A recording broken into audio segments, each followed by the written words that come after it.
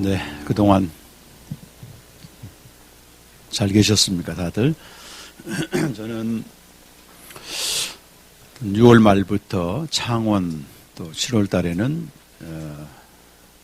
제주, 지난주에는 서울에서 계속 코로나 와중에서도 캠프를 열게 됐습니다. 그래서 진리를 알고자 하는 많은 분들이 오셔서 또 은혜를 받고, 특별히 그 재난의 시대라서 그런지 전하는 저나 또 듣는 모든 분들에게 하나님 은혜가 더 컸다고 생각합니다.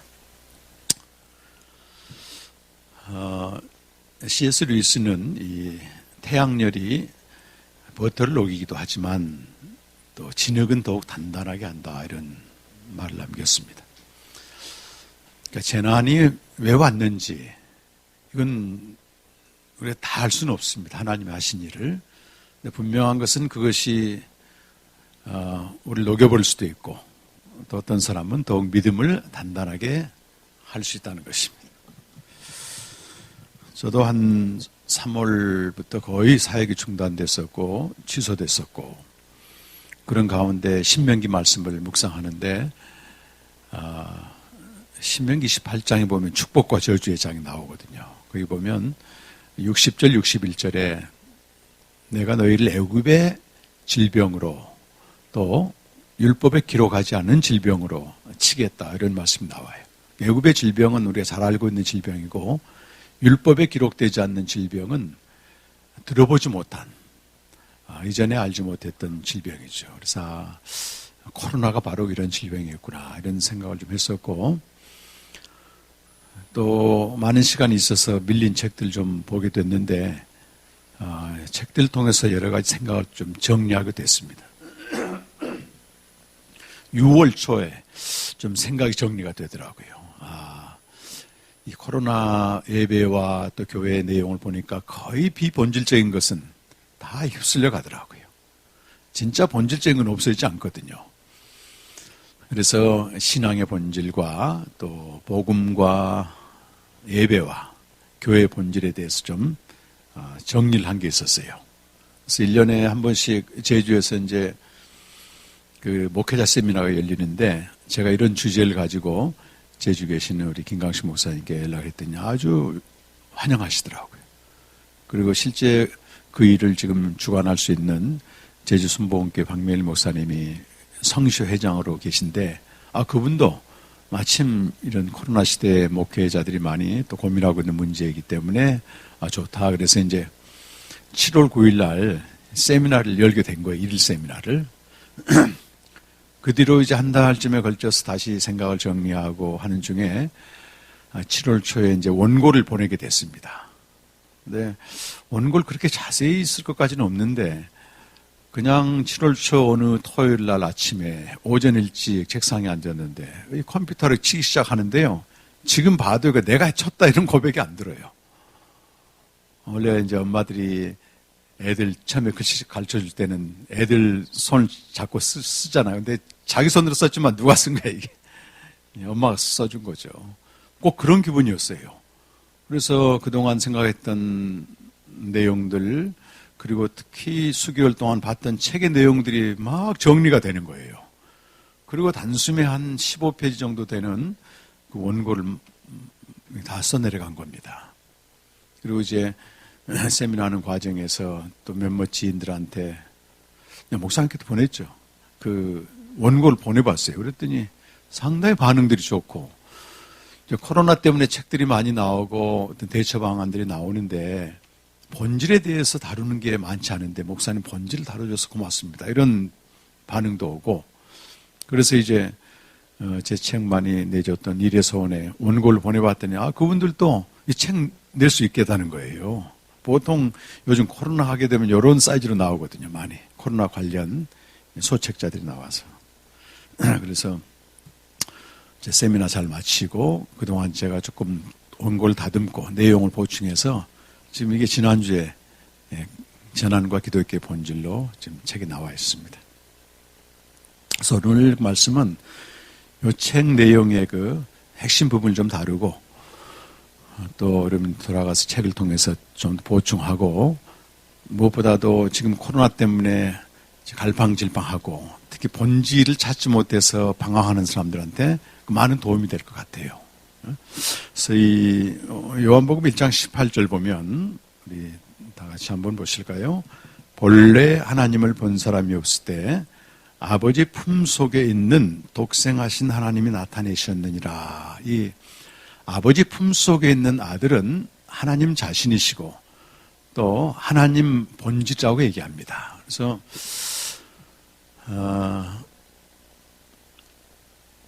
이것을 우리 신학적인 관점에서 보면 신개념과 신본질로 구분하거든요. 그러니까 보통 우리가 믿는 대상이 누구냐. 제가 이번에 읽은 정리한 책 중에 하나가 카린 암스트롱이란 수녀 출신의 여성 종교학자죠.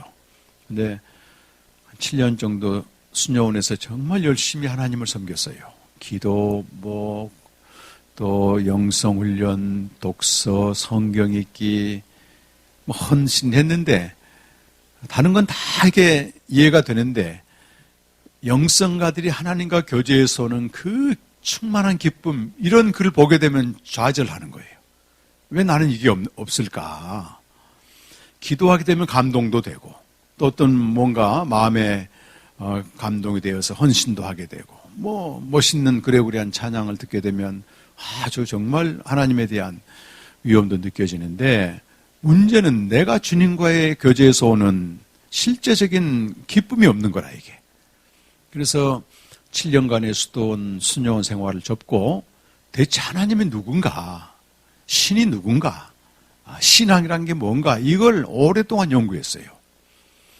그래서 기독교의 범주만 다루지 않고 이슬람교 그리고 유대교까지 전부 연구를 한 거예요. 제가 이 책을 보면서 너무 놀란 게 한 두 가지. 하나는 어쩌면 이렇게 박식하고 깊이 있고 풍부하게 기독교 초대 교부부터 시작해서 또 무슬림, 이슬람 세계, 유대교, 영성가, 신학자들 줄줄이 언급하고 있는 거예요. 우리 목사들은 기독교 역사에서 나오는 영성가 신학자만 알기도 힘들고 본다. 전부 그걸 정리해 놨고 또 하나는 글을 참 잘 쓴다고 하는 여성적인 섬세함이 있었습니다. 그 책을 보면 이런 얘기를 합니다. 우리 신개념과 신본질 신앙 여기 있잖아요. 신개념은 간단히 말하면 우리 인간은 신본질을 파악할 수가 없다 이렇게 말해요. 맞죠? 그거는 우시아라고 하는 헬라어로 되어 있는데 다만 우시아의 표현 형태인 여기 실상이라고 그래요. 히포스타세스라 이 말인데 이 말은 히브리서 11장 1절에 나옵니다. 믿음은 바라는 것들의 실상이 이 말이 나오잖아요. 그 실상이 히포스타세스인데 이건 신 본질이 표현하는 방식을 말하는 거예요.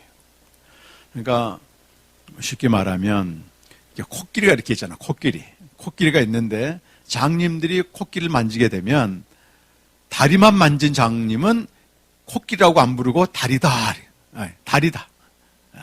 기둥이다 이렇게 부른다. 기둥이다. 이해가 돼요? 그러니까 분명히 코끼리라고 하는 존재는 있는데 코끼리라고 안 부르고 뭐라 부른다? 기둥이라 부른다 이 말이에요. 그러니까 신의 어떤 한 측면을 신 전체로 봐버리는 거예요. 자기가 경험한 어떤 극히 일부분의 신을 야 하나님 이런 분이다 이렇게 얘기한단 말이에요. 얼마든지 우리도 그럴 수 있죠. 그런데 사람들은 그 시대의 의미와 적절성을 주는 소위 그 시대의 효용성이 있는 신 개념을 신으로 섬겼다 그 말이에요. 우리는 140년밖에 안 되지만 기독교 2000년 역사를 보니까 유대교나 무슬림이나 비슷비슷해. 그 시대의 효용성이 있는 신 개념을 대부분 섬겼더라 그 말이에요. 근데 시대는 변하기 마련입니다. 사라지게 되죠. 풀의 꽃처럼 사라지고 없어지는데 시대가 바뀌게 되면 어떻게 뭐도 바뀌겠어요? 그 신 개념도 당연히 바뀌는 거예요. 그러면 그와 함께 그가 믿었던 신도 폐기 처분되는 거예요.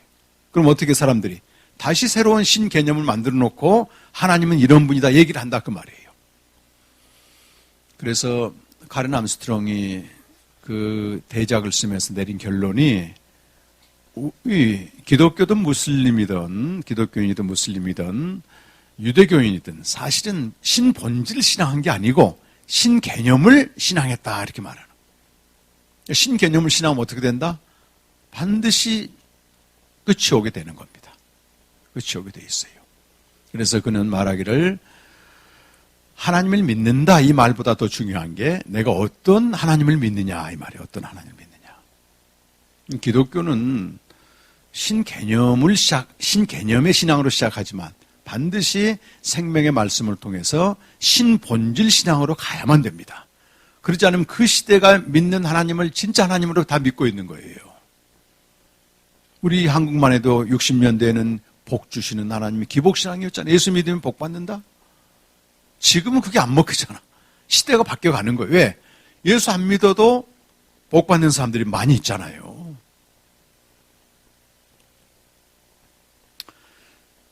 우리는 짧은 역사지만 기독교 2000년 역사에서는 신개념 신앙이 참 신앙이 아니라고 드러난 게 소위 인간의 이성이 깨어난 17세기, 18세기입니다. 소위 계몽주의 시대 때 사람들이 정신이 바짝 든 거야. 그동안 우리가 맹목적으로 믿었는데 정신을 딱 차리고 보니까 교회에서 얘기한 하나님이나 신앙에 대한 얘기가 말도 안 되는 것들이 많다는 거예요. 우매한 민중들이 현재의 고통을 위로받고 또 장래에 다가올지 모르는 재난에서 보호받기 위해서 가상적인 존재로서 신을 만들어 놨다 이렇게 무신론자들이 주장하는데 거기에 변호할 방법이 없는 거예요.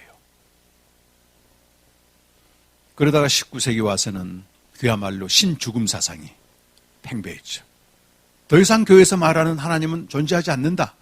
그래서 종교의 속박으로부터 많은 사람들이 해방되기 시작합니다.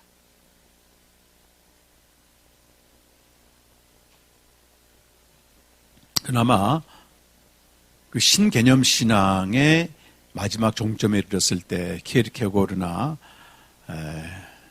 프리드리 니체가 이렇게 양방향으로 진행하게 됩니다. 키에르케고르는 덴마크 출신 철학자지만 정말로 대단한, 어떻게 보면 하나님이 정말 은혜를 주신 것 같아요. 그 신개념 신앙, 그동안 우리가 믿었던 신개념 신앙은 반드시 없어져야 된다는 거예요. 책에 보면 이렇게 정리를 좀 했는데요. 참 와닿아요. 참된 기독교 신앙이란 화석화되어버린 구태의연한 신념체계, 신개념에서 벗어나 이해할 수 없는, 인간이 이해할 수 없는 신비의 신본질에게 온몸을 던져 만물 위, 만물로 들어가면 좋을 것 같아요. 비약하는 것이다. 그러니까 우리가 지금까지 믿었던 하나님은 소위 만물 안에 갇힌 인간이 그 시대에 필요해서 만든 신이지, 참 신앙이란 그 신비에 보이지 않고 이해할 수 없지만 그 신에게로 도약하는 것이다 이렇게 표현했어요. 근데 그에 맞서서 니체는 기존의 유신론적인 기독교에서 말한 신은 이미 죽었다. 그 미친 광인이라고 말해요. 광인이 이 대낮에 불을 켜고 신이 어디 있어, 신이 어디 있어 막 찾는 거예요. 그러니까 신이 어디 있단 말이냐 사람들. 그러니까 나와 당신들이 그 신을 죽였지 않소 이렇게 이제 외친단 말이에요. 그러니까 기존의 교회에서 선포된, 기존에서 교회에서 배웠던 가르쳤던 신이 아니라고 하는 게 드러났을 때 사람들이 절망하게 되는 것입니다. 우리도 한 번은 이런 경험해야 됩니다. 내가 지금까지 뭘 믿었지, 이런 회의가 와야 되는 거예요. 그때 니체는 초인 사상으로 가게 됩니다. 하나님을 대신한 인간이, 강한 인간이 등장해야 된다. 근데 니체는 그렇게 해놓고도 자기가 가장 유약한 병자가 돼요. 초인 사상을 주장했으면 자기가 초인이 돼야 되는데, 그리고 나중에는 정신 이상자로 죽게 되는데, 왜 그가 정신 이상자로 죽게 됐는가? 짜라투스라는 이렇게 말했다고, 대작이잖아요 이게. 거기 보게 되면 신개념 신앙이, 소위 만물 안에 갇힌 신앙이 종집을 찍었을 때 오는 그 절망을 애절하게 표현해요. 진짜 하나님을 알고 싶었던 거예요. 그 짜라투스트라는 이렇게 말했다는 여러 가지 단편들이 모아가지고 기록되어 있는데, 제가 성직자들한 단편에 보게 되면 이렇게 막 고발한다고. 이 시대 성직자들은 거짓된 가치를 가지고 사람들이 미혹하고 있고 저 높은 곳으로 데려가지 않는다. 굉장히 의미 있는 얘기를 해요. 마술사라고 한 단편에 보게 되면 돌아오소서 돌아오소서 내가 깨닫지 못한 미지의 신이시여 나의 고통이요 행복이요 고독한 자 중에 남아있는 내게 돌아오소서 얼마나 참신 소위 신본질 신앙을 찾기를 갈구했는가 그게 느껴질 정도예요.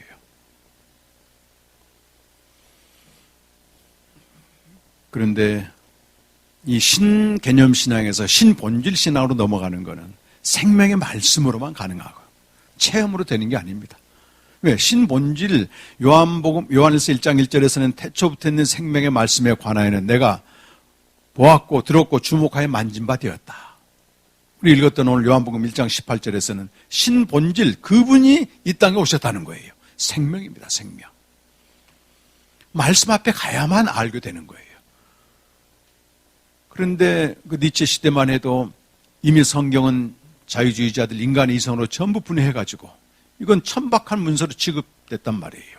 그러니까 지식인이 성경을 보면 안 되는 거예요.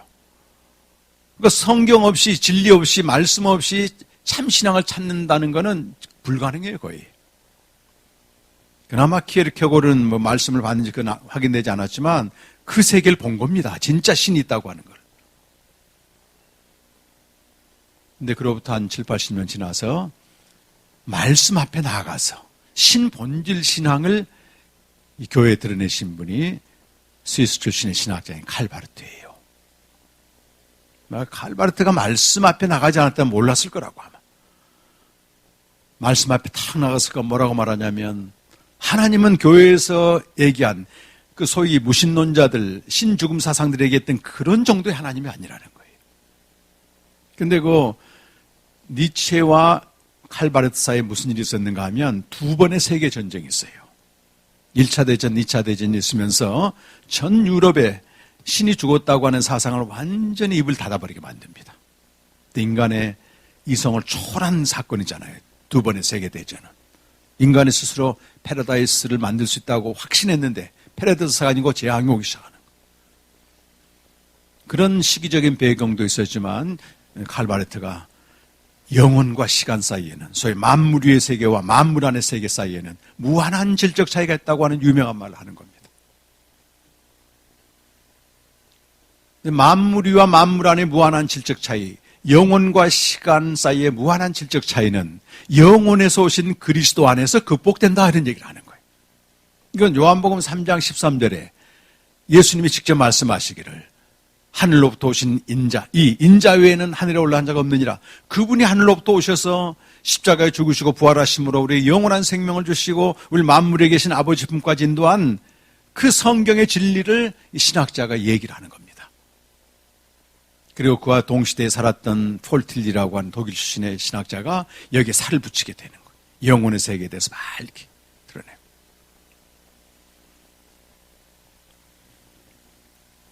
정말 우리는요 20세기, 21세기에 사는데 행운아들이에요. 행운아들.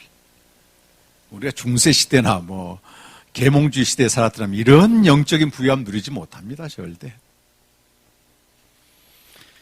신본질 신앙에 이르지 않는 신개념 신앙은 반드시 한계 오게 되는데 이 전통 교회에서 배운 지식과 교리는 전혀 무의미해집니다. 성경은 화석화된 문자로 변해버리고 한때 몸을 불살라 내주었던 헌신도 거의 시들해지게 되고 신자들과 만나보면 거기서 거기라.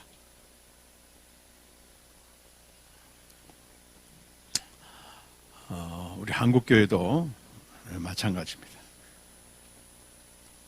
우리 한국기도회는 거의 신본질 신앙이 아니고 필요에 의해서 필요에 호소하면서 신앙, 특별히 교회가 양적인 부흥을 막 이루게 됩니다. 일제강점기에는 빨리 이 고통을 벗어났으면 좋겠다 해서 피안의 세계를 동경하는 또 재림을 문자적으로 받아들여요. 모든 이단의 한국교회 이단의 원조가 김성도 권사라고 하는 여자입니다. 이 여자는 많은 신령한 체험을 하고 또 주님을 너무 사랑했어요. 근데 복음이나 이런 생명이나 신본질 신앙에 근거하지 않으니까 주관적인 체험들을 막 가르치는 거예요. 거기서 다 문선명을 비롯한 현대 신천지까지 다 가지를 치고 있습니다. 또 이후에 6.25 전쟁과 가난의 시대를 지나면서 우리 목회자들이 이 걷잡을 수 없는 상황에 밀려가면서 여기서 고통당하는 영혼들을 위로해주고 보듬어주고 여기에 급급했지 진지하게 진리를 성찰하고 고민하고 이럴 여지가 없었습니다, 사실은. 그러다 보니까 어떻게 돼요? 당장 현실에 부응하는, 현실의 문제를 해결해주는 신개념 신앙을 그대로 숭배하게 된 겁니다. 근데 그걸 가지고 하나님 믿는다 얘기하는 거예요. 말씀은 떠난 채. 현세적 복을 비는 기복신앙, 지금은 거의 없어지잖아요. 문제 해결과 응답에 초점 맞추는 기도원 신앙, 감정을 편안하게 해주는 이런 상담과 치유사역. 그리고 교회에 가서 좀 열심히 하면 직분 상승하고, 사회에서 대접받고, 교회에서도 대접받고, 목사들한테는 목회 성공, 교회 부흥. 이건 거의 비본질적인 거고 신개념 신앙인데 이걸 붙들고 있는 거예요. 이거 없어지면 큰일 난다 생각하고.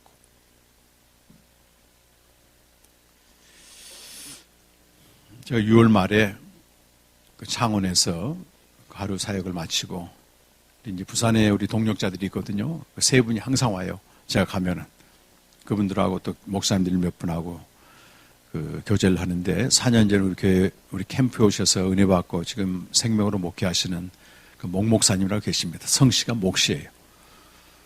근데 그분이 무슨 말 하냐면 자기가 4년 전 캠프에 오기 직전에 무신론자가 될 뻔했다는 거예요. 자기 절친 선배 중에 한 명이 외국 유학까지 갔다 왔는데 한 300명 정도 되는 서울에서 교회를 하다가 어느 날 강단에서 선포를 했다는 거예요. 난 하나님이 없다. 믿는다. 뒤에 있는 말이 더 오싹하게 합니다. 당신들의 모습을 보니까 하나님은 없다. 그 날짜로 목사직을 그만두고 지금은 무신론을 전파하는 Good without God이라고 하는 하나님 없이 선하게 살기 운동을 전개하고 있어요. 미국에서 시작된 운동이거든요. 근데 목 목사님이 정말 열심히 목회했어요. 16년 동안 한 교회에서. 다 인정받고. 그런데 갑자기 어려움이 오고 목회가 힘들어지고 또 관계가 어려워져서 거의 막 죽을 것만 같은 거예요. 그래서 이걸 해결하기 위해서 그 부산 지역에 있는 모든 기도원을 거의 섭렵했다더라고요. 그래서 처음에 와서 기도하게 되면 금식하면 뭔가 이렇게 올라와서 기대감이 있는데 이게 1년 이상 돼도 응답이 없으니까 하나님 앞에 삿대질하게 되는 거예요. 당신 정말 있는 거예요, 없는 거예요? 그러던 차에 그 무신론자 선배 생각이 난 거예요. 그런데 그분의 절친인 이제 김 목사님이라고 이분이 사정사정해서 우리 캠프 데리고 왔어요. 뭐 하는데요? 그랬더니 그 말씀 묵상 선교에서 하는데 그랬더니 목 목사님이 나는 20년 동안 하루도 빠지지 않고 말씀 묵상했는데 내가 왜 가냐 거기를. 그래도 한 번만 가보자. 해가지고 그분도 신개념 신앙에서요. 그걸 뚫고 신본질 신앙으로 뚫고 들어간 겁니다. 너무너무 감사하다. 그날 와가지고. 저는 그 무신론자 된 그 당신들 보니 하나님 없다고 외친 그 목사의 그 고백이 절절히 와닿았어요. 이 목사는 정말 신개념 신앙의 바닥까지 내려갔구나. 없는 게 맞죠? 없는 게 맞죠? 근데 거기서 자기 결정으로 끝내버리고 말씀 앞에 안 나간 게 안타깝지만 그 자체는 굉장히 내가 인정을 했어요. 그 선포해야 되거든요. 수가성 여인처럼 나는 신랑이 없다 얘기해야 되거든요. 지금까지 그토록 열심히 믿었지만 아무것도 남는 게 없다 얘기해야 되거든요. 그냥 신개념 신앙을 열렬히 숭배하면서 대중들을 속이면서 스타처럼 군림하면서 연기하는 이런 멀찌감한 목사보다 훨씬 양심적이죠. 외식이라고 하는 말은 연기하다는 뜻, 연기자라는 뜻이거든요. 예수님 말씀하신 자기 건 없는데 얘기하는 거예요. 자기에게 없는 걸 자꾸 얘기하는 거예요. 얼마든지 연기할 수 있습니다. 착각하는 건 연기자가 진짜 실제 인물로 생각하는 거예요. 그거는.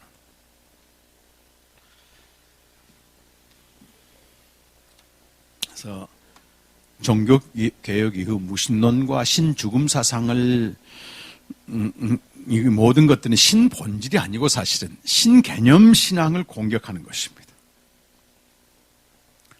그래서 우리가 신개념 신앙에서 출발합니다. 모든 신앙은. 우리 자녀들이 엄마 아빠라고 하는 굴레 안에서 또 그 보호와 돌봄 안에서 성장을 하잖아요. 그러면서 우리는 엄마 아빠의 모든 걸 그대로 전수하게 됩니다. 엄마 아빠의 잘못된 삶이나 심지어 성격까지도 물려받게 돼요. 그러나 어느 날 이 아이들이 독립하게 되면 진짜 인생이 뭔가를 찾듯이 기존의 교회 전통과 이수하는 꼭 필요한 것입니다. 우리가 거기 있었기 때문에 신앙을 갖게 되고 하나님을 알게 되어가고 신학을 하게 되고 저도 목사까지 됐잖아요. 그걸 부정할 수는 없는 것입니다.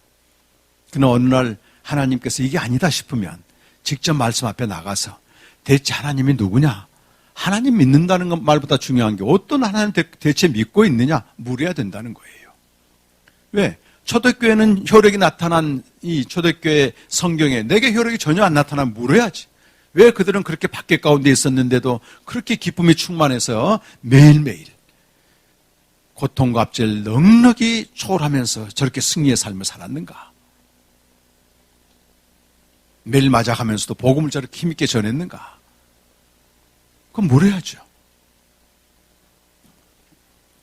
폴 스티븐스 교수는 우리 불러신학교에 묻는 것까지도 영적인 질문도 하나님이 주신다 그런 얘기 하더라고. 보통 깊은 고난이나 재난이 오게 되면 묻게 되죠.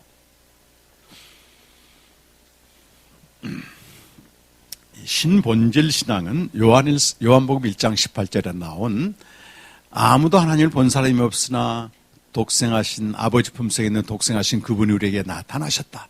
왜 나타나셨는가? 생명을 주기 위해서 나타나셨다. 핵심은 그겁니다. 내가 온 것은 양으로 생명을 얻고 더 풍성히 얻게 함이라. 우리 어린 자녀들 때 얼마든지 얘기할 수 있어요. 하나님 믿느냐? 믿는다. 예수님 믿느냐? 믿는다. 왜? 예수님이 내게 생명을 주었다. 하나님 자녀들은 생명을 주었다. 이렇게 얘기할 수 있어야 됩니다. 일단 그런 인식을 가지고 있어야지 거기서부터 출발하게 되는데 그러지 않아요, 여러분. 더더구나 다음 세대 때문에 고민 많이 하는데 우리 부모님들이 신개념 신앙에만 붙들려 있으면 절대 신앙을 전수하지 못합니다. 왜? 그 끝이 보이잖아요. 자녀들이 점점 자라면서 생명이 없이 교회만 열심히 나가고 외적인 활동만 하게 되면 그 본이 안 되거든요. 제가 지난번 제주 캠프 할 때 그런 얘기 했어요. 다음 세대 신앙, 부모들이 어떻게 믿느냐에 달려있다. 여러분 자녀들이 우리 엄마 아빠의 신앙 모습을 보고 나도 열심히 믿으면 저렇게 되겠네 이런 희망을 보여줘야지. 그게 다음 세대 가장 중요한 신앙이에요.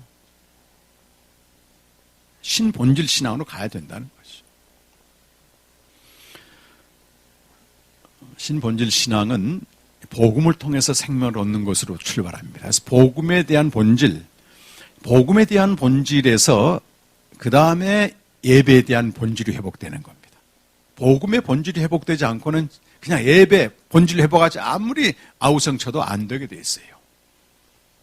그리고 그 결실로 교회의 본질이 회복되는 것입니다. 근데 복음의 본질이 회복되지 않으면 전부 뒤엉켜버리는 거예요. 복음은 성경이 증거하는 복음은 두 가지입니다. 하나는 하나님의 아들 예수 그리스도 마가복음 1장 1절과 로마서 1장 2절에 4절까지 이 복음은 하나님의 아들 예수 그리스도다. 두 번째는 아담이 죄를 지었음으로 말미암아 이제 예수님의 구속의 은총, 구속의 사건이 복음이 됩니다. 그걸 전문적인 용어로는 그의 메시아적 행위다 이렇게 말해요. 그의 메시아적 행위로서 복음은 모든 시대에 교회가 전해야 될 오리지널 가스펠, 원복음이라고 말합니다. 그래서 요한 고린도전서 15장 3절에서 5절까지 나오는데 우리 번역본을 보면 표준세 번역 성경이 가장 원문을 반영해서 번역을 하고 있어요. 한번 읽어보실까요? 함께 시작. 나도 전해받은 것을, 중요한 것을 여러분에게 전해드렸습니다. 그것은 곧 그리스도께서 성경대로 우리 죄를 위하여 죽으셨다는 것과 무덤에 묻히셨다는 것과 성경대로 사흘 아래 살아나셨다는 것과 게바에게 나타나시고 다음에 12제자에게 나타나셨다고 하는 것입니다. 여기 겉과 이렇게 나오잖아요. 이거는 우리 복음을 연구한 신학자들에게 아주 중요한 단어입니다. 이게 영어로 하면 that이고 and거든요. 이게. 헬라어로 하면 호티 카이 이렇게 합니다. 이 겉과 겉은 that크로즈라고도 얘기하고 that이라고 하는 접속사로 시작하는 종속절이라고 말해요. 그래서 이 각각의 네 가지 사건 각각의 고유한 비중과 가치가 있는 복음이다. 그렇게 얘기하는 겁니다. 그래서 복음하게 되면 그리스도의 네 가지 사건을 말했는데 하나도 빼서는 안 되는 거예요. 죽으신 것과 이건 십자가 복음을 말하고 묻히신 것 이것은 장사 복음을 말하고 그 다음에 일으키심 받은 것은 부활 복음을 말하고 그 다음에 나타나는 현현 복음이에요. 이 네 가지 복음의 사건을 빼버리면 기독교는 아무것도 아닙니다. 톰 라이트라고 하는 이 시대 가장 복음을 잘 정리하는 신학자가 그 얘기하는 거예요. 이 네 가지 사건 복음이 없으면 기독교는 기초가 무너져 버린다. 근데 이 네 가지 사건을 회복하면 온 세상이 달라진다. 이렇게 표현합니다. 이 복음에 대해서 얘기하라면 나름대로 다 얘기합니다. 예수님 우리 위해서 죽으셨다. 우리 죄가 용서받았다. 근데 제가 그 톰 라이트 이것이 복음이다라는 책을 읽으면서 이건 최근에 읽은 책인데 너무 공감한 게 있어요. 고대 유적지에 가게 되면 어떤 파편 같은 이런 유적을 발견하거든요. 그러면 이 파편을 발견했는데 이 파편보다 중요한 게 파편이 어느 그림에 들어가느냐가 더 중요하다는 거예요. 예를 들어서 어떤 여인상을 발견했어요. 여인상 조각을. 근데 여인상 조각이 제사 행렬인지 대관식 행렬인지 몰라요, 이게. 그래서 이 파편을 발견한 것보다 더 중요한 게 이 파편이 어느 그림에 들어가느냐, 이게 더 중요한 거예요. 근데 그 원판을 발견하지 못하면 이 여인상 파편은 맞는데 고대시대 게 이걸 알아서 해석해버리는 사람들이. 이건 뭐 같다 다 얘기해요. 복음도 마찬가지라는 겁니다. 이 네 가지 예수 그리스도의 구원의 사건 복음이 분명한데 이 복음을 어느 그림에 갖다 붙이냐, 이 배경이 더 중요하다는 거예요. 근데 그 복음을 집어넣는 문맥이 성경에 자세히 나와 있는데 사람들은 성경의 문맥을 안 따라가고 그 복음만 붙잡고 자기가 하고 싶은 얘기를 다 해버린단 말이에요. 이건 복음 자체가 틀린 건 아니에요. 진리지만 얼마든지 이용될 수 있다는 거예요.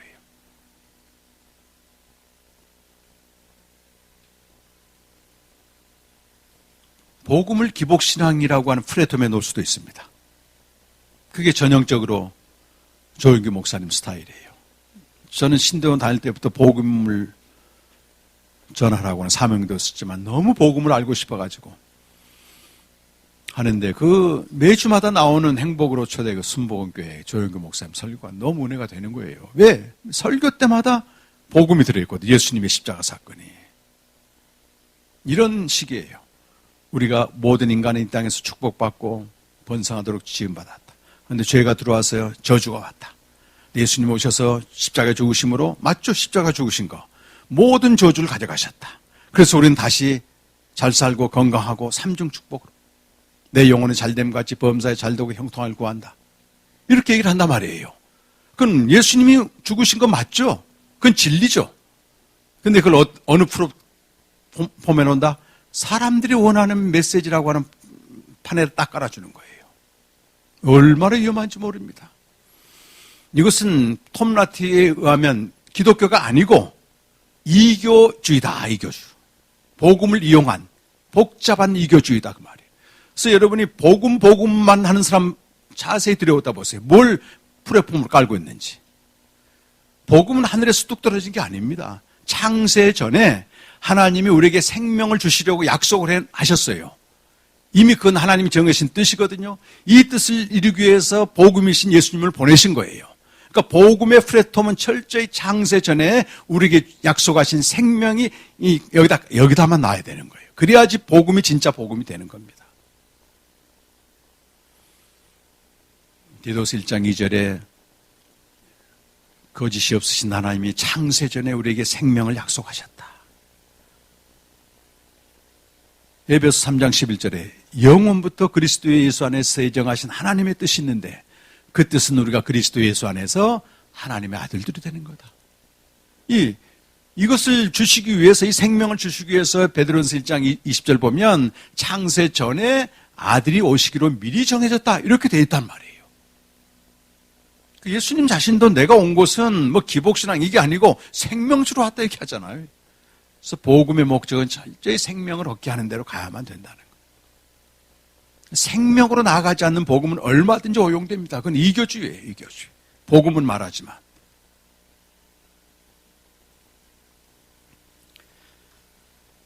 복음의 본질은 창세전에 약속된 생명을 얻는 거고 그 복음으로 말미암아 우리가 생명을 누리는 것입니다. 이것이 신본질 신앙의 가장 기초가 되는 신앙입니다. 생명이 없는 신앙 거의 신개념 신앙이에요. 한동안 막 반응을 하거든요. 뭔가 되는 것 같거든. 근데 지나고 보면 반드시 풀의 꽃처럼 마르고 떨어지는 베드로전서 1장 24절 말씀처럼 반드시 마지막에 오게 돼 있습니다. 여기 있는 사람들을 우리는 진짜 복음을 전해주고 생명으로 나가도록 도와줘야 되는 거예요. 이렇게 복음이 본질이 되어서 생명으로 나아갈 때 그 다음에 가능한 것이 예배예요. 참 예배.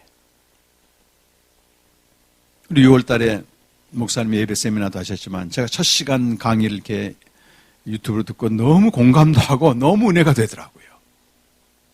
요한복음 4장을 다루셨잖아요. 성경 전체에서 예배의 본질을 정확히 다룬 데는 거기밖에 없습니다. 근데 그것도 문맥을 자세히 봐야 돼요. 문맥. 그래서 배경 그림 다 제껴놓고 요한복음 4장 24절만 가져와가지고 예배하는 자는 신령과 진정으로 예배할지라 웬만한 교회에서 전부 그거 간판처럼 예배드릴 때마다 합니다. 어느 문맥에 이걸서 예수님 말씀하셨느냐가 더 중요하다 그 말이에요. 야곱의 우물에서 물을 깃던 여인에게 예수님이 오셔서 생수를 통해서 생명을 줬잖아요. 솟아나는 샘물을 통해서 영원한 생명 이렇게 하셨잖아요. 생명을 얻은 그녀가 묻는 겁니다. 이제 예배를 어떻게 드려야 되느냐? 이전처럼 그리심산에서 드려야 될 것인가? 또 당신처럼 예루살렘 성전에 드려야 될 것인가? 그랬을 때 생명을 얻은 그 여인에게 예수님 하신 말씀이 이 산에서도 말고 저 예루살렘에서도 말고 예배할 때가 왔다 이렇게 말씀하시는 거예요. 특정한 시간이나 장소 이게 참 예배가 아니라고 하는 것입니다. 그러면서 아버지께 예배하는 자들은 영과 진리로 예배할 때가 왔다. 그렇게 말씀하세요. 그럼 여기서 중요한 것은 예배의 대상이 막연한 신이 아니고 아버지라 그 말은 우리가 뭐가 있다는 얘기예요? 생명이 있다는 얘기죠. 생명 없는 사람은 그냥 그리심산이나 예루살렘 성지나 특정한 장소나 특정한 시간에 가서 나 예배 드렸다 이렇게 얘기한단 말이에요. 그럼 내 안에 생명이 있는 사람은 어느 때나 예배가 가능해요. 어느 때나. 어느 때나 가능해요. 어떻게 드린다고요? 영과 진리로 예배하라. 그럼 영과 진리로 예배한다는 말씀이 무슨 말인지 알아야 될 거 아니겠어요? 생명을 주셨단 말이에요. 근데 영생은 뭐라고 되어 있습니까? 요한복음 10장 3절에 영생은 유일하신 참 하나님과 그가 보내신 자 예수 그리스도를 아는 것이다. 연합을 말해. 그 안에 들어가는 거. 아들 안에 거하고 아버지 안에 들어가는 걸 말하거든요. 그 아들을 통해서 아버지 품에 들어가는 거, 이게 영과 진리의 예배라는 거예요. 영생의 삶을 사는 것이 예배입니다. 그래서 영이신 하나님에 대해서 아주 유명하고 권위 있는 윈터 보르캄이라고 하는 신학자가 이렇게 정리했어요. 한번 읽어보세요. 너무 제가 공감을 해가지고 야 정말 정확하게 했구나. 아주 권위 있는 신학자예요. 같이 읽어보십시다. 하나님은 거기에 현존하고 계시며 우리를 기다리고 계신다. 실제로 단순히 기다릴 뿐 아니라 마치 아버지가 돌아온 탕자를 막기 위해서 달려나가듯 두 팔을 벌리고 우리를 향해 달려오고 계신다. 우리가 이 아들을 통해서 아버지께 나가게 되면 하나님은 영이란 말이 보이지 않는단 말이거든요. 거기 계시는 거예요. 그리고 우리를 맞아주실 때 어떻게 맞아주느냐? 탕자가 돌아올 때 그 기뻐하지 않은 아버지의 모습으로 맞아주신다. 아버지 품속까지 가는 거예요. 이게 예배라는 거예요. 감격 아닙니까? 감격. 로마서 8장 15절에 보면 우리가 양자의 영을 받았으므로 하나님을 아바 아버지로 부르짖느니라 이렇게 되어 있어요. 아바 아버지다. 앞에는 아바는 예수님이 사용하셨던 아람어를 거기다 집어넣어놔요. 보통 아버지란 뜻이거든요. 뒤에 있는 아버지는 헬라어고. 그런데 갈라디아 4장 6절에 보면 그 아들의 영이 있어 우리가 하나님을 아바 아버지로 부르느니라 이렇게 돼요. 부르느니라. 그냥 부른다는 거예요. 로마서 8장 15절에서는 부르짖느니라 이런 표현에서 부르짖는. 환호성을 말합니다. 환호성. 이슬람 경전에서는 알라라고 하는 이름이 99가지가 나와요. 99가지가 나옵니다. 그리고 무슬림의 이름은 99가지 중에 하나를 짓습니다. 그런데 99가지 중에서 단 하나 없는 게 아버지예요, 아버지. 우리가 예배하는 대상은 아버지거든, 아버지. 그 무슬림 여인의 회심기를 보니까 그 무슬림 아버지가 너무 폭력적이고 분노가 많아가지고 걸핏하면 자기 엄마를 때리고 자식들도 때리고 일한 여자인데 탈출해가지고 어떻게 영국을 갔는데 그 하나님이 직접 감동을 주시고 찾아오신 거예요. 그래서 예수님을 영접해가지고 이제 교회를 갔는데 거부하는 온 사람 남자들인 거예요. 남자 하게 된 이미지가 아버지 이미지가 있으니까. 와, 그런데 남자들이 그렇게 신사적이고 깨끗하고 친절하고 그러는 거예요. 근데 성경 공부를 하는데 이렇게 하나님의 아버지다 이게 막 반발심이 와. 저항감이 오는 거예요. 그래도 계속 말씀을 읽고 성령의 도우심을 받는데 어느 날 그 잔인했던 아버지 이미지가 없어지게 되고 은혜와 사랑이 충만한 아버지로 찾아오는 거예요. 그 기쁨을 얘기해 놨더라고요.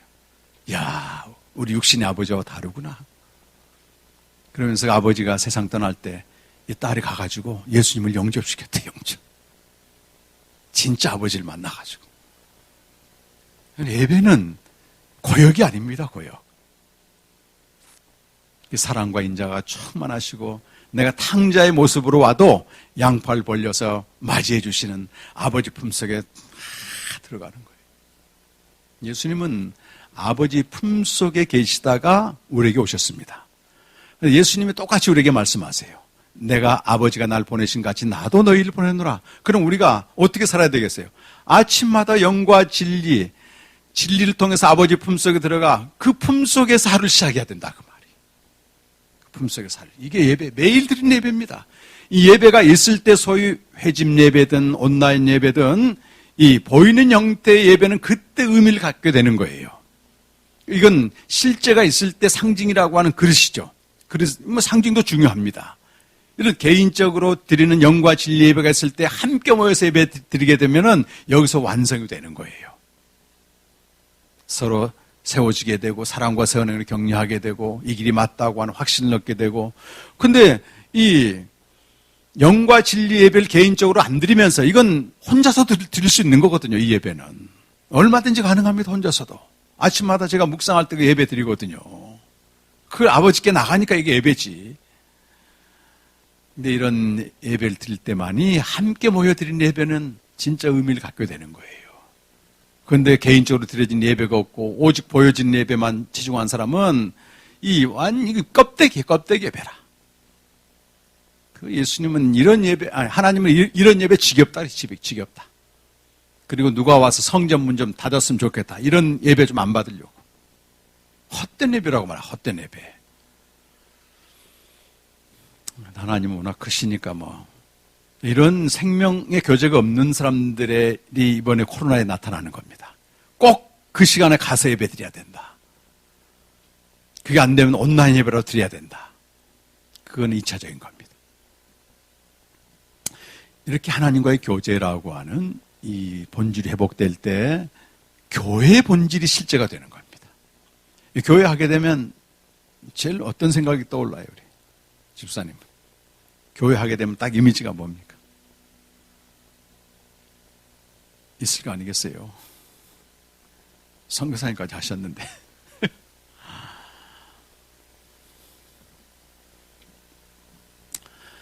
성경에서 교회는 성도들의 모임을 교회라고 말합니다.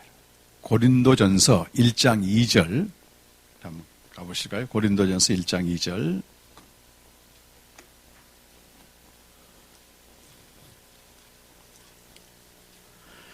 다 함께 한번 읽겠습니다. 시작.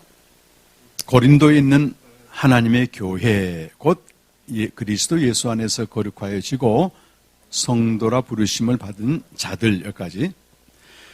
교회는 헬라어로 에클레시아, 어디로 불러내다 이런 뜻이거든요. 여기 끝에 성도라 부르심을 받은 자들, 여기에 근거해서 교회는 성도들의 모임이다. 가장 기본적인 정의입니다. 교회는 뭐라고요? 생명 얻은 성도들의 모임이 교회입니다. 그러니까 우리 충현이 축복이랑 같이 이렇게 이 교회가 되는 거예요. 생명이 있으면. 보이지 않습니다, 교회는. 모임입니다, 모임. 그리고 또 하나는 단수로 되어 있는데 성도 개인이 교회예요. 성도 개인이 교회입니다.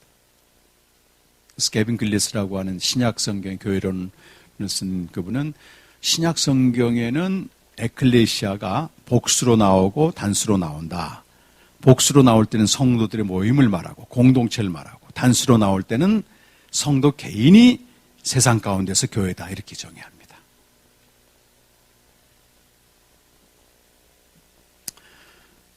그래서 이 코로나 위기로 사람들은 교회 무용론, 또 교회 폐기론 이걸 주장하거든요. 근데 그건 세상 사람들의 시각에는 단순히 교회가 건물로 보이는 거예요. 또 모이는 이 외형 이걸로 보이는 겁니다. 초대교회는 성도들의 모임이 교회였고 313년 콘스탄티누스가 기독교를 공인하면서 이걸 소위 보이는 교회로 바꿔놨어요. 바꿔놨습니다. 외형 교회로. 교황을 수장으로 한 조직교회로 바꿔놨습니다. 근데 이거를 다시 뒤집은 사람들이 종교개혁자들입니다. 종교개혁을 먼저 일으킨 루터는 성경을 연구하면서 교회는 성도들의 모임이다. 다시 본질 그대로 회복해요. 그런데 칼빈은 조금 다른 색깔 얘기했습니다. 성도들이 어떻게 생기느냐? 말씀을 전해서 응답하는 성도들이 교회를 세우기 때문에 말씀을 전하는 기관으로서, 말씀을 전하는 기구로서 이 기구가 더 중요하다 이렇게 얘기를 했단 말이에요. 그럼 성경에는 없는 얘기예요, 사실은. 논리적으로는 맞죠. 그래서 교회는 성도들의 모임뿐만 아니고 하나님이 제정하신 기구다 이런 말이 있습니다. 근데 하나님이 제정하신 기구가 우선된다는 거예요. 기구하게 되면 뭐가 필요하겠습니까? 조직이 필요하고 사람이 필요합니다. 그래서 칼빈이 3대 직분을 만들어요. 목사와 장로와 집사 제도를 만듭니다. 좀 이견이 있죠? 근데 우리 한국 기독교는 장로 계통에서 들어왔어요. 교회 하게 되면 무슨 생각이에요, 전부? 목사, 장로, 집사, 그리고 말씀을 전하는 기구. 이 이미지가 딱 들어와 있는 겁니다. 그리고 외형교회, 건물. 근데 그건 본질에 상당히 멀리 간 겁니다. 그리고 본질이 충실한 가운데 비본질이 있으면 문제가 안 돼요. 근데 본질이 없어진데 비본질이 왕성하게 되면 이건 당연히 무너져야 되는 거예요. 교회는 교회 자체를 위해서 존재하지 않고 세상을 위해서 존재합니다. 성도들의 모임, 또 개인으로서 교회. 고린도후서 5장 17절 이하에 보면 세상과 하나님을 화해시키는 자로 교회가 존재하는 겁니다. 김학철 교수가 쓴 아무것도 아닌 것들의 기쁨을 보면 이제 책을 읽다 보면 꼭 한두 문장이 남거든요, 이렇게. 근데 그 책에서 제일 남는 게 그 부분이에요. 우리 그리스도인이 세상에 존재하는 것은 하나님과 세상 사이에 화해시키는 역할을 한다면 화해시키는 역할. 왜 화해가 필요합니까? 불화하고 있다는 증거잖아요, 지금. 그런데 그 김 교수 얘기에 의하면 이 세상에서 소위 잘 나가는 사람들, 돈과 권력과 명예가 있고 모든 게 잘 풀리는 사람들은 하나님께 별로 각질 게 없는 거예요. 그냥 당연히 감사하겠죠. 그러나 아무것도 아닌 것들은 버림받고 비천하고 깨어지고 질병이 있고 일이 풀리지 않고 이런 사람들은 저 밑바닥에 하나님에 대한 원망과 절망이 있다는 겁니다. 왜 나만 이래야 되는가? 똑같은 동시대에 살면서. 그런데 예수님이 아무것도 아닌 것들이 것이 되셔서 아무것도 아닌 것들 사이에 오셨다 그 말이에요. 그래서 그들의 고통에 그대로 함께 하시면서 우리를 알고 계시다는 겁니다. 네가 당하는 고통은 내가 다 알고 있다는 거예요. 새로운 세상이 왔다. 나와 함께 새 세상을 만들어 가자. 정말 화해 대상은 그런 사람들이라고 하는 거예요. 그런 역할을 교회가 해야 된다는 거예요.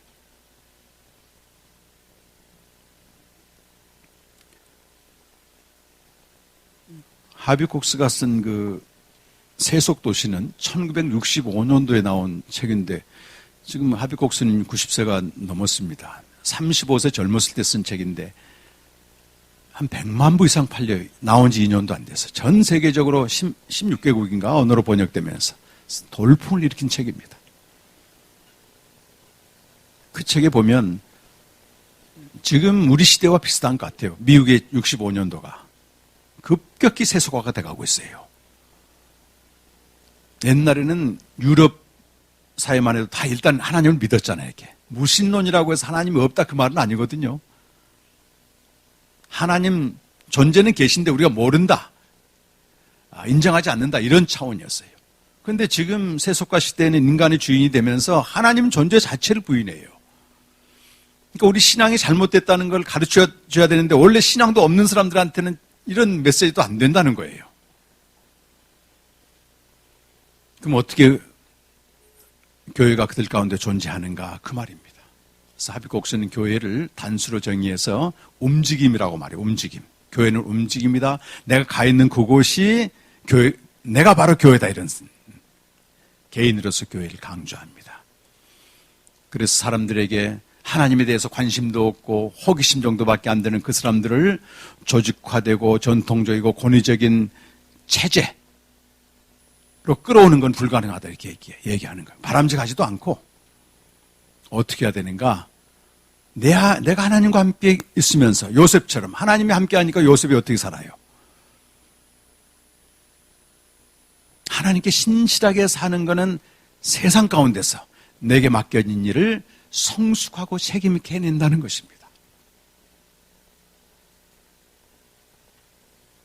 그렇게 해서 전통적인 제도권 교회로 데리고 오는 게 아니고 개인 교회로 그들을 데리고 오는 게 이게 구원이다 이렇게 하는 거예요. 그러다가 또 하나님의 감동을 주면 교회에 나올 수도 있을 거고 보이는 교회로 전도하는 게 아니고 내가 교회가 되어서 나의 삶을 보고 이 옛사람의 본성은 철저히 자기중심적이거든. 그런데 새 사람의 본성은 고린도후서 5장 15절 말씀처럼 다시는 나를 위해 살지 않고 자기를 위해 살지 않고 죽었다가 다시는 그리스도를 위해 사는 것이다. 내가 내 안에 하나님께로 받은 인자와 신실을 가지고 아버지 품속의 하루를 시작하면서 세상으로 나가서 하나님을 알지 못한 그들 가운데서 성숙하고 책임 있는 존재로 살면서도 이타적인 삶을 살게 되면 세상 사람들을 우리가 교회로 데려오는 것이다 이렇게 얘기합니다. 그걸 우리 스스로 할 수는 없습니다. 하나님이 우리와 함께 계시고 우리는 하나님과 함께 동력하는 자가 되는 거예요. 이 로마서 8장은 만물 이 세상에 탄식하고 있다고 말씀하고 있어요. 사실 우리 영적인 눈으로 보면 아무리 잘 먹고 잘 살아도 그 영적 깊은 곳에서는요 하나님을 찾고자 하는 갈망이 다 있습니다. 영이 죽어있기 때문에 영이 하나님을 갈망하고 있는데 그게 안 보이니까 그 영에 대한 갈망을 눈에 보이는 육체적인 걸로 채우는 거예요. 세상 것으로 채우게 되고, 실제는 하나님의 영을 주었기 때문에 영이 하나님을 갈망하는 겁니다. 그게 육적인 일에 탐닉한달지, 물질에 탐닉한달지, 세상 취미에 탐닉한 모든 것들에 보이지 않는 영이 하나님을 갈망하고 있는데 그걸 찾기까지는 거기에 매여 있는 거잖아요. 그러니까 세상은 피조세계는 탄식하고 있다고 말해요. 그들은 하나님의 영광에 이르고 하나님의 아들들이 나타나길 바라고 있다는 거예요. 문자적으로 말하면 종말론적인 구원을 바라고 있지만 이미 우리가 하나님의 자녀들이 됐고 우리 안에 하나님의 영광이 있다면 우리를 기다리고 있다고 하는 겁니다. 이렇게 어두운 가운데 있는데 좀 희망이 보여야 되잖아요. 희망이. 근데 우리 집사님 보니까 뭔가 인생이 이게 전부가 아니네. 희망이 있어요. 희망. 그걸 탄식하는 만물 가운데서 우리도 함께 탄식하면서 우리의 탄식을 성령이 들으시고 또 탄식하며 하나님과 우리가 일하는 자가 되어서 모든 상황에서 선을 이루어 가자, 이 메시지입니다. 로마서 8장 28절 한번 보시면 제가 두 개로 번역해놨는데 우리가 전통적인 번역은 위에 겁니다. 위에 거는 우리가 알거니와 하나님을 사랑하는 자 곧 그 뜻대로 부르심을 입은 자들에게는 뒤에 있는 게 중요한데 모든 것이 합력하여 선을 이룬다 이렇게 되어 있어요. 그럼 선을 합력하여 선을 이루는 주체가 뭐죠? 여기서는 모든 것이라고 되어 있잖아요. 모든 것. 근데 이렇게 해석을 단순하게 해버리게 되면 자, 우리는 구원받은 자들이야. 하나님 사랑하셔. 그 뜻대로 부르심을 받았어. 그런 사람에게 일어난 모든 일은 무조건 선이 된다. 이렇게 운명론적으로 해석할 수가 있는 거예요. 스토아파 운명론입니다, 이거는. 그래서 뭐라 그래요? 잘 되겠지? 잘 되겠지? 모든 합력의 선을 이룰 거야. 코로나? 합력의 선을 이룰 거야. 걱정하지 마. 이렇게 돼버린단 말이에요. 신경 쓰지 마. 이거는 정말 성경을 오해한 겁니다. 이것도 말이죠. 앞뒤 있는 문맥을 다 자르고 한 해석이에요. 그래서 요즘 아래 해석이 거의 정확해요. 이건 저희 신학자들도 언급되어 있고 NIV 성경 보면 나나주 두 번째 이대로 되어 있습니다. 영어가 되신 분들은 그대로 읽으시고 이제 번역해 놓은 거 같이 한번 읽어보겠습니다. 시작. 하나님은 그분을 사랑하는 자들과 함께 일하셔서 모든 것에서 선을 이루신다. 이게 정확한 번역이라고 말이에요. 하나님은 자기를 사랑하는 자들이 누구겠습니까? 앞뒤 문맥을 보면 탄식하는 만물 보고 탄식하는 우리들이에요. 그러나 우리는 어떻게 할 줄 몰라. 빌바를 알지 못해요. 코로나가 왔어도 이걸 어떻게 해야 될지 모르는 게 우리의 진실한 고백이에요. 답을 섣불리 제시하지 말라는 겁니다.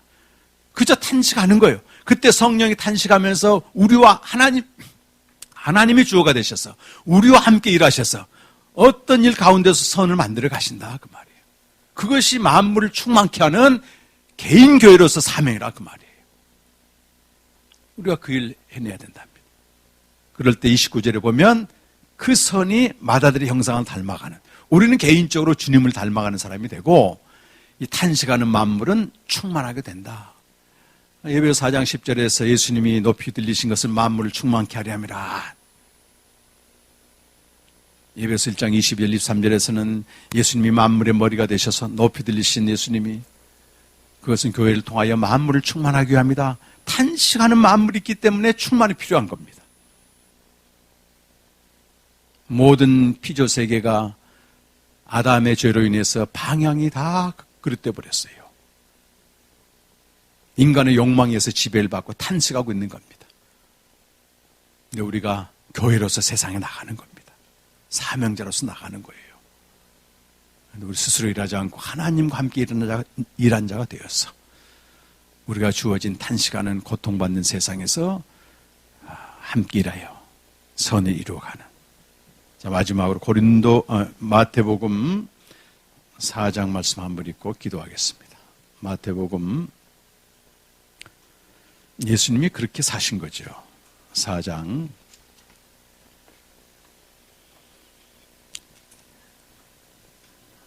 예수님이 첫 번째 하신 말씀인데요.